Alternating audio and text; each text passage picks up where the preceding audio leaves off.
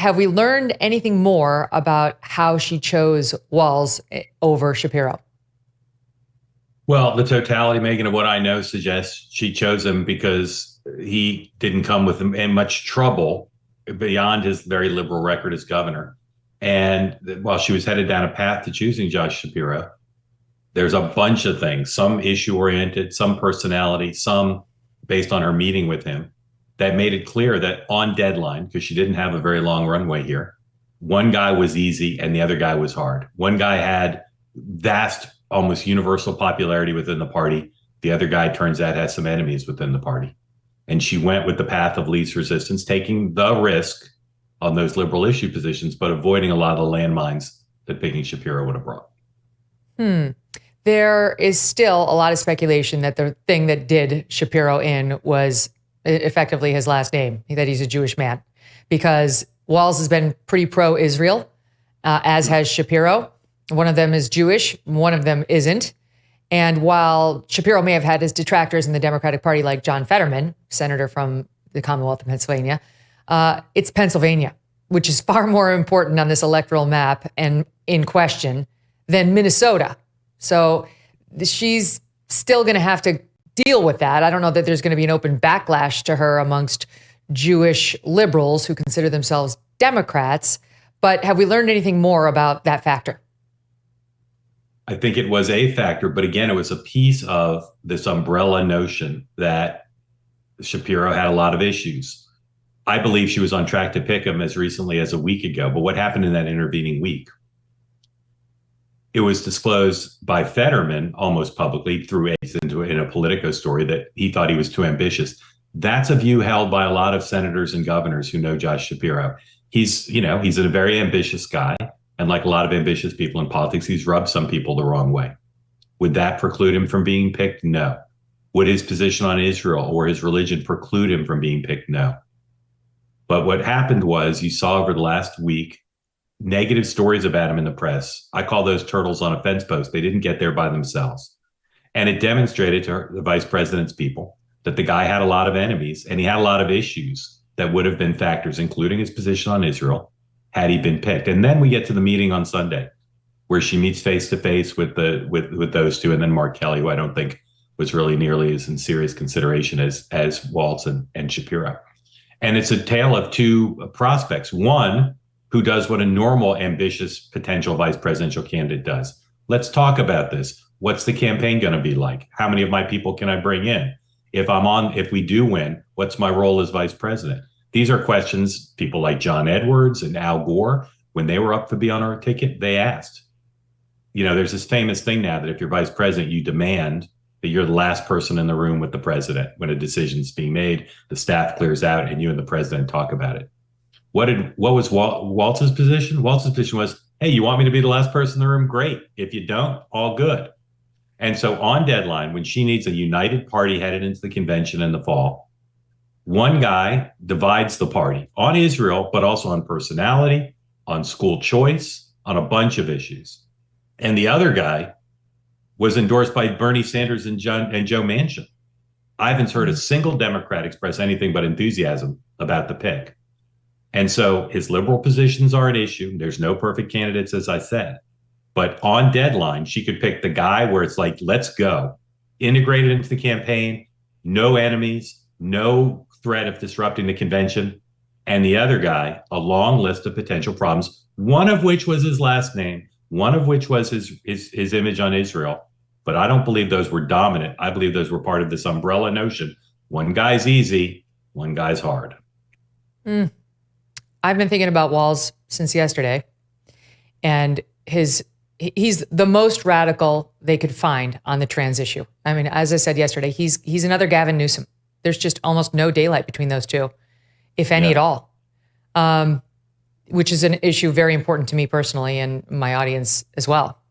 And all I could think, Mark, and here's a spoiler for the people who have not seen the movie The Usual Suspects. If you have not seen that movie, you should turn down the sound for the next 2 minutes. Because there's a big spoiler. In that movie, Kevin Spacey plays this kind of sweet, maybe slightly off character who is finds himself part of this gang of ne'er-do-well criminals. And the whole movie, you know that there is a big boogeyman lurking named Kaiser Soze. And Kevin Spacey's character gets dragged into the police station early on, and they are really tough on him. They start questioning him. Chaz Palminteri does a great job of cross-examining him. And he seems kind of slightly duncy and kind of walks him through some facts around the alleged crimes, but tries to avoid becoming the center of attention. And at the end of the movie, you find out that this guy doesn't have the limp he pretended to have, doesn't have like a bent hand that he pretended to have, that he's perfectly fine. He struts off into the sunset, and we learn he was the bad guy all along. And I have to tell you, Mark, that is how I'm feeling today about Tim Walz. This guy scares me. He scares me because he actually could become the vice president and potentially the president. And I'm going to be honest with you in the audience. I watched him last night, and I thought he was amazing. He is a spectacular speaker. He was charming. He had that rally in the palm of his hand. He's way more effective than she is or Joe Biden is. And I genuinely feel like for the first time that I can remember, had like a feeling of fear rise up in my throat, because I know what he's permitting in Minnesota when it comes to children, which, you know, we talk about one of the defining issues of our time is that the way we treat our animals, for, you know, our livestock, the way we kill them because we're going to eat them, that nothing compares to what we are doing to minor children. I get emotional over it. This isn't going to happen to my kids. My kids are good. This isn't about a personal thing for me. It's about everybody else's kids. I care about children, and I'm really in horror at what we're doing in this country to them. England has rolled back these puberty blockers into cross-sex hormones. Scandinavia, all of these experimental laboratories for what he's pushing have all said we were wrong. We were wrong. And he is pedal to the metal, full steam ahead on all of it. And so when I watched him dazzle last night, and I felt it, I understood. I'm not going to vote for him. I've been honest about that. But I recoiled. Here's a little bit of what I'm talking about when he was at the Philadelphia rally last night. Now, Donald Trump sees the world a little differently than us. First of all, he doesn't know the first thing about service. He doesn't have time for it because he's too busy serving himself. He sows chaos and division, and that's to say nothing of his record as president. He froze in the face of the COVID crisis. He drove our economy into the ground, and make no mistake, violent crime was up under Donald Trump. That's not even counting the crimes he committed. In Minnesota, we respect our neighbors and their personal choices that they make.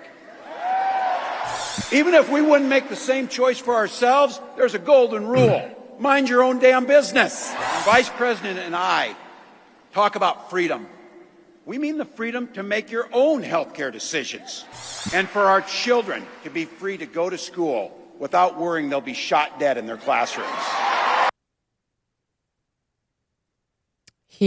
I see why she chose him. He's great, and he's better than she is in his rhetoric.